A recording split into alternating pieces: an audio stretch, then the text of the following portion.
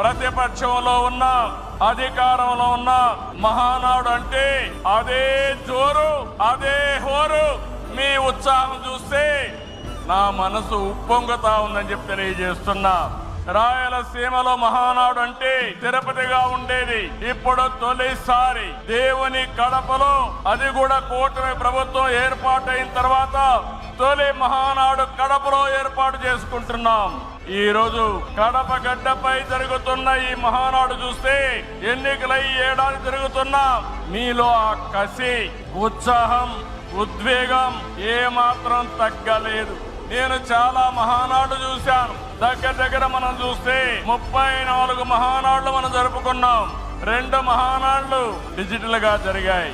అయితే ఈసారి కడపలో, దేవుని గడపలో జరిగే మహానాడు ఒక చరిత్ర సృష్టించబోతుంది.